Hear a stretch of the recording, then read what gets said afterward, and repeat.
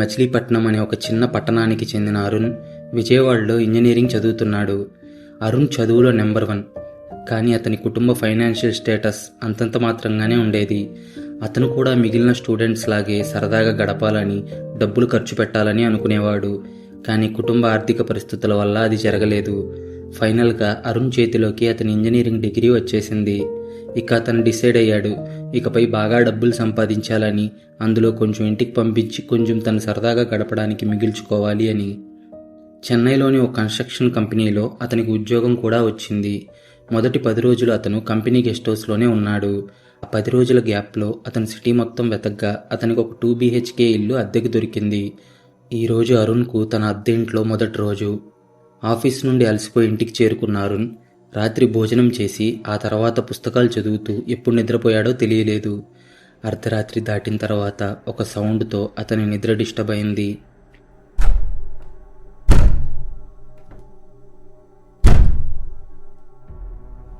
గడియారం వైపు చూస్తే దాదాపు 1 గంట అయింది. ఆ సౌండ్ ఇంటి మెయిన్ గేట్ నుండి వస్తుంది. అరుణ్ మనసులో చాలా ప్రశ్నలు తలెత్తుతున్నాయి. ఈ సమయంలో ఎవరొచ్చుండొచ్చు? ఈ టైంలో నాతో అంతా ఎవరికేం పని ఉంటుంది? వంటి ప్రశ్నలతో అతని నిద్రమంపు మొత్తం వదిలింది. ఎందుకంటే ఆ సిటీలో అతనికి ఎక్కువ మంది పరిచయం కూడా అవ్వలేదు. మెల్లగా మంచం దిగిన అతను తలుపు వైపుకి అడుగులు వేస్తూ ఉండగా అతనిలో ఒక వింత భయం మొదలైంది. ఎవరో సరిగ్గా అతని వెనకనే ఉన్నట్లు అనిపించింది. కానీ వెనక్కి తిరగడానికి అతనికి ధైర్యం సరిపోలేదు.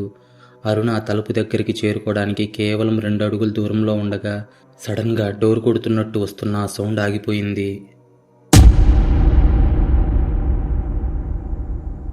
హలో ఎవ్రీవన్, మీరంతా బాగున్నారని ఆశిస్తున్నాను. రోజులాగే ఈరోజు కూడా మీకు ఒక కొత్త హారర్ స్టోరీ వినిపించబోతున్నాను. మీరు ఇప్పటి వరకు ఈ వీడియోను లైక్ చేయకపోతే ప్లీజ్ ఇప్పుడే లైక్ చేయండి. మీరు లైక్ చేయడం ద్వారా ఈ వీడియో మీ వంటి హారర్ స్టోరీ లవర్స్ మరికొంతమందికి సజెస్ట్ చేయబడుతుంది. అలాగే మీ లైఫ్లో ఏమైనా హారర్ ఇన్సిడెంట్స్ జరిగి ఉంటే డిస్క్రిప్షన్లో ఉన్న మన మెయిల్ ఐడికి వివరంగా రాసి పంపండి. మీ అనుభవాలను మన సబ్స్క్రైబర్స్తో పంచుకోవచ్చు. ఇక ఏమాత్రం ఆలస్యం చేయకుండా ఇవాల్టి హారర్ స్టోరీ స్టార్ట్ చేసేద్దాం. ఆ సౌండ్ ఆగిపోయినా అరుణ్ ధైర్యం చేసి తలుపు తెరిచాడు. కానీ అక్కడ ఎవరూ లేరు. అరుణ్ తలుపు మూసేసి వెనక్కి తిరిగి గదివైపు వెళ్తుండగా మరోసారి ఆ సౌండ్ అతని చెవులకు వినిపించింది.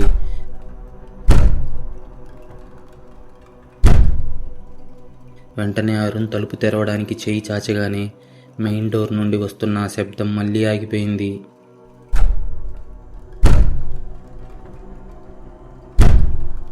ఈసారి తలుపుని తడుతున్న శబ్దం ఇంట్లోని ఎడమవైపు మెట్ల కింద ఉన్న స్టోర్ రూమ్ నుండి వస్తుంది.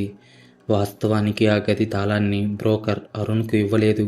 ఆ స్టోర్ రూమ్ డోర్కి ఒక తాళం వేసింది. అంతేకాదు ఆ తలుపుని లోపల నుండి ఎవరో నెడుతున్నారు. అదంతా చూసిన అరుణ్ ఇక భరించలేకపోయాడు.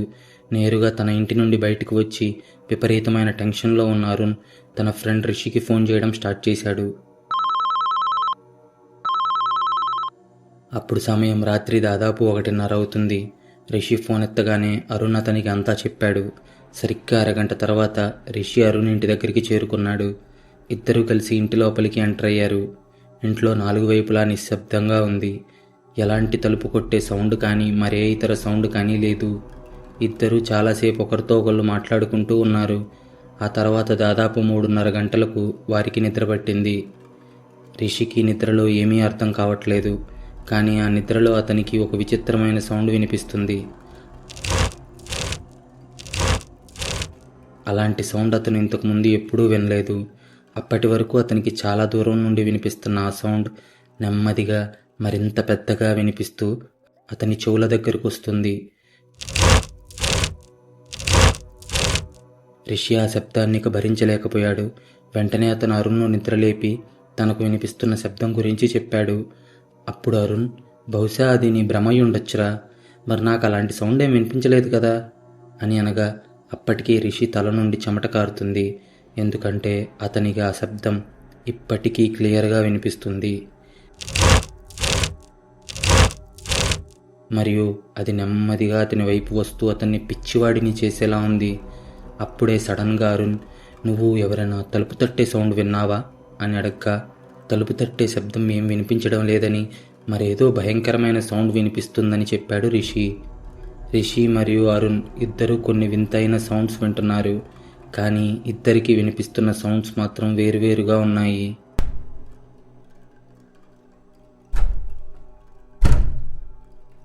ఇద్దరూ అక్కడి నుండి పరిగెత్తుకుంటూ రిషి ఇంటికి వెళ్ళిపోయారు.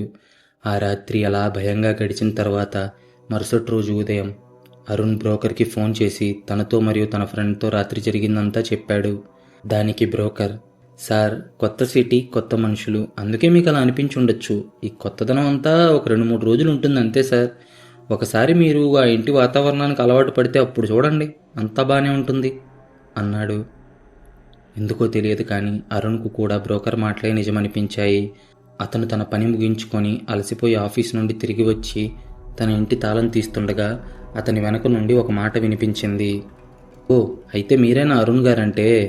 రాత్రి ఇంట్లో మీకు చాలా ఇబ్బంది కలిగిందని విన్నాను అనే మాటలు విన్న అరుణ్ వెంటనే వెనక్కి తిరిగి చూడగా ఇంటి మెట్లపై 45 నుంచి 50 ఏళ్ల మధ్య వయసున్న ఒక వ్యక్తి కూర్చొని ఉన్నాడు. అలా వారి మధ్య కొంచెం డిస్కషన్ జరిగిన తర్వాత తెలిసింది ఆ వ్యక్తి ఆ ఇంటి ఓనర్ అని. వెంటనే అరుణ్ తలుపు తెరిచి ఇంటికి వచ్చిన గెస్టును తనతో పాటు లోపలికి తీసుకెళ్లాడు. కాసేపటికి అరుణ్ నిన్న రాత్రి జరిగిందంతా వివరంగా చెప్పడం విన్న ఆ ఇంటి ఓనర్, ఆ బ్రోకర్ మీకు స్టోర్ రూమ్ గది తాళం ఎందుకు ఇవ్వలేదు? ఆ బ్రోకర్ ఏమైనా తేడా చేస్తున్నాడేమో అని అన్నాడు.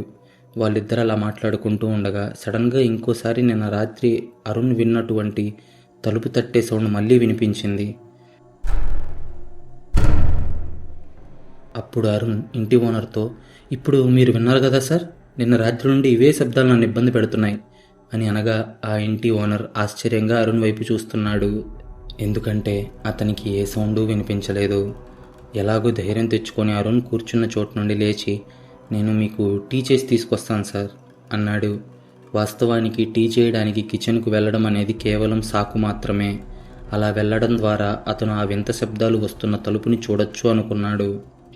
అలా వెళ్ళడం ద్వారా అరుణ్ ఆ వింత శబ్దాలు వస్తున్న తలుపుని చూడొచ్చు అనుకున్నాడు. అతను టీ చేయడానికి నీళ్లు మరగబెట్టడం స్టార్ట్ చేశాడు. అలాగే అదే టైంలో బ్రోకర్కు ఫోన్ చేసి, దయచేసి నిజమేంటో చెప్పు బ్రదర్, ఈ ఇంట్లో ఏదో తేడా ఉంది కదా. ఈ ఇంటి ఓనర్ కూడా ఇక్కడే నాతోనే కూర్చొని ఉన్నారు. ఆయన కూడా అడుగుతున్నాడు అసలు స్టోర్ రూమ్కి ఎందుకు తాళం వేశారు అని అడిగాడు అరుణ్. ఇంటి ఓనర్ అనే మాట వినగానే బ్రోకర్కు దిమ్మ తిరిగినంత పనయింది. అతను మళ్ళీ ఎవరొచ్చారు ఇంటికి అని అడగ్గా, ఇంటి ఓనర్ వచ్చాడయ్యా, ఎన్నిసార్లు చెప్పాలి అని విసుగ్గా బదులిచ్చాడు అరుణ్. అది వినగానే బ్రోకర్ టపీమని ఫోన్ కట్ చేశాడు. వెంటనే బ్రోకర్ వేగంగా పరిగెత్తుకుంటూ అరుణ్ ఇంటికి చేరుకొని కాలింగ్ బెల్ కొట్టాడు. అప్పుడు అరుణ్ తలుపు తెరవగా ఎదురుగా ఉన్న బ్రోకర్ ముఖంలో నిత్తురు చుక్కలేదు మరియు అతని ఒళ్ళంతా చెమటతో తడిసిపోయి ఉంది. అరుణ్ ఏదో చెప్పేలోపే ఆ బ్రోకర్, ఇంటి ఓనర్ వచ్చాడన్నారు కదా, ఆయన ఎక్కడా అని కంగారుగా అడగ్గా, ఇక్కడే నాతో హాల్లో కూర్చొని టీ తాగుతున్నారు. కానీ మీరు నాకు విషయం చెప్పండి, మీరు అసలు ఆ స్టోర్ రూమ్కు ఎందుకు తాళం వేశారు? దాని తాళాలు ఎక్కడున్నాయి అని కోపంగా అడిగాడు అరుణ్. దానికి ఆ బ్రోకర్, మీకు నేను తాళాలు ఇస్తాను, కానీ నేను ఒకసారి ఇంటి ఓనర్ని కలవచ్చా అని అడగ్గా అరుణ్ బ్రోకర్ను తనతో పాటు ఇంట్లోకి తీసుకెళ్లాడు. కానీ హాల్లో టేబుల్పై 2 కప్పుల టీ మరియు సగం తిన్న బిస్కెట్లు మాత్రమే ఉన్నాయి.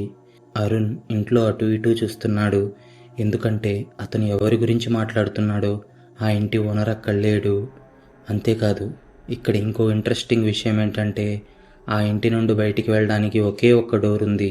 సరిగ్గా అక్కడే కొద్దిసేపటి క్రితం అరుణ్ మరియు బ్రోకర్ ఇద్దరు నిలబడి మాట్లాడుకుంటూ ఉన్నారు. అదంతా చూసిన బ్రోకర్, మీరు ఎవరి గురించి మాట్లాడుతున్నారో నాకు అర్థం కావడం లేదు. ఎందుకంటే ఈ ఇంటి ఓనర్ 5 సంవత్సరాల క్రితం ఆ మూసి ఉన్న స్టోర్ రూమ్లో ఉరేసుకొని ఆత్మహత్య చేసుకున్నాడు. అతను ఈ ఇల్లు చాలా ఇష్టంతో కొనుక్కున్నాడు. లంచం తీసుకున్నాడనే కారణంగా అతని ఉద్యోగం పోయింది. నెమ్మదిగా అతను అప్పుల్లో కూరుకుపోయాడు. అలాంటి కష్ట సమయంలో అతని కుటుంబం కూడా అతన్ని వదిలేసింది. అప్పుడు ఒంటరైన అతను బాగా డిప్రెషన్లోకి వెళ్ళిపోయాడు. ఆ ఒంటరితనమే అతని ప్రాణాలు తీసింది. మరి మీరేమో ఇంటి ఓనర్ వచ్చాడు, నేను అతనితో మాట్లాడానంటున్నారు. అరే, ఇది ఎలా సాధ్యం సార్ అని జరిగిందంతా ఆ బ్రోకర్ చెప్పగా అరుణ్ దిమ్మ తిరిగిపోయింది. అరుణ్కి తన జీవితంలో ఇంతవరకు ఇలాంటి భయంకరమైన అనుభవం ఎప్పుడూ కలగలేదు. అప్పుడు అరుణ్ ఆ బ్రోకర్తో, నేను ఇంట్లో ఒక్క నిమిషం కూడా ఉండలేను అని తన వస్తువులన్నీ సర్దడం స్టార్ట్ చేశాడు. అరుణ్కి జరిగిందంతా విన్న ఆ బ్రోకర్ కూడా అరుణ్ సామాన్లు సర్దడానికి సహాయం చేశాడు. మొత్తం సర్దుకొని వాళ్ళిద్దరూ ఇంటి మెయిన్ డోర్ వైపు అడుగులు వేస్తూ ఉండగా ఆ బ్రోకర్ మరియు అరుణ్ ఇద్దరికీ అదే స్టోర్ రూమ్ లోపల నుంచి ఎవరో డోర్ కొడుతున్న సౌండ్ వినిపించింది.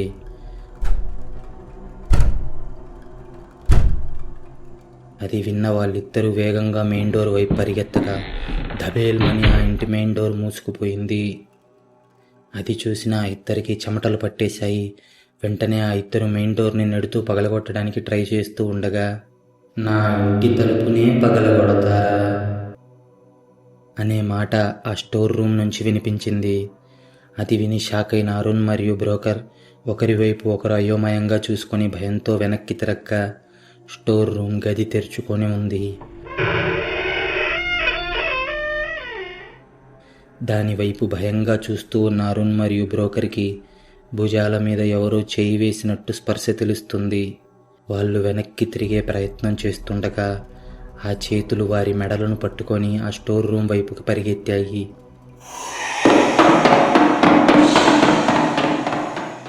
ఇప్పుడు ఆ ఇంటి బయట పరిస్థితి అంతా నార్మల్గానే ఉంది. అరుణ్ మరియు బ్రోకర్ ఏమయ్యారో ఎవరికీ తెలియలేదు. రిషి కంప్లైంట్ ఇవ్వడం వల్ల ఆ ఇంటికి పోలీసులు వెళ్ళి వెతికినా ఏ క్లూ దొరకలేదు. ఇప్పటికీ ఆ ఇల్లు అలాగే ఉంది.